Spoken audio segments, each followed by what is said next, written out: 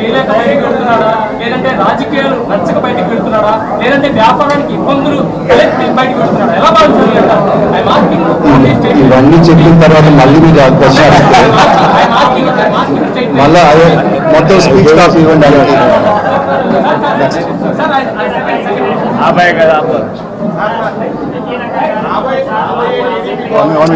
నిమిషం మైక్ ఉందా, ఒక మైక్ ఉందా?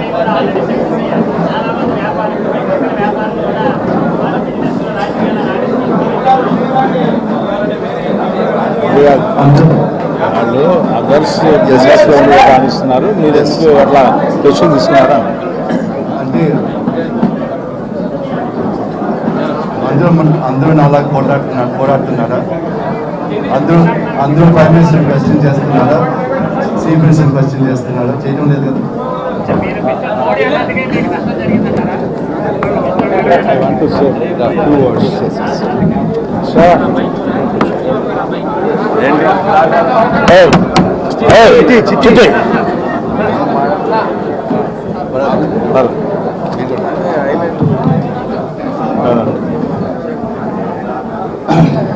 ఈరోజు రాజకీయ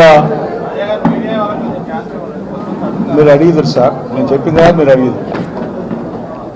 ఈరోజు రాజకీయాల్లో రాష్ట్ర దేశ రాజకీయాల్లో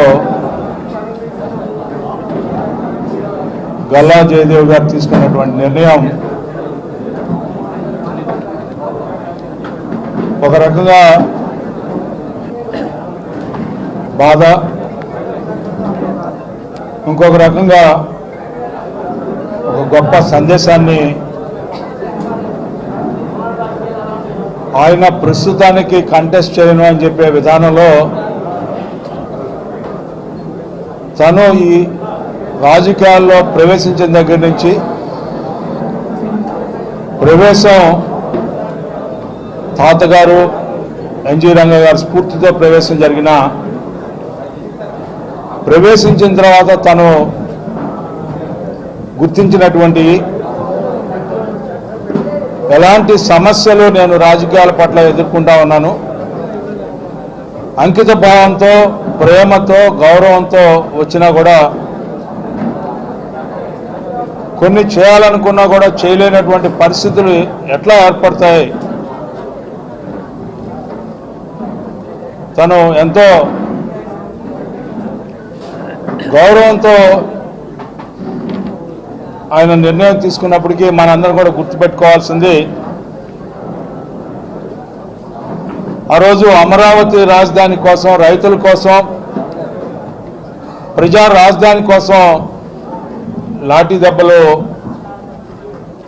తిన్నటువంటి ప్రజాప్రతినిధి జయదేవ్ గారు రాష్ట్ర ప్రయోజనాల కోసం 77 ఏళ్ల రాజకీయ జీవిత చరిత్రలో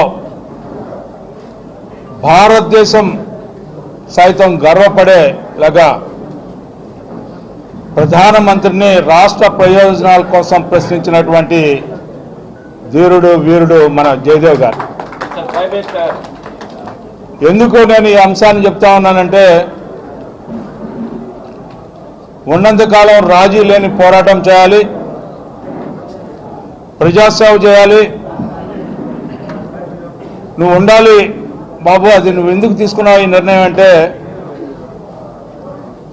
నేను లిటిల్ బిట్ హ్యూమిలియేషన్ అవుతున్నాను, ప్రజల్ని కలవలేకపోతున్నాను అనే భావం నాకుంది అన్నా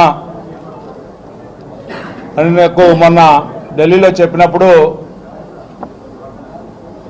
ఎలాంటి నాకంటే చిన్నవాడైనా ఇలాంటి వ్యక్తి మనకు పార్లమెంట్ సభ్యుడిగా కొనసాగలేకపోతున్నాడనే కళ్ళు చెమర్చినాయి.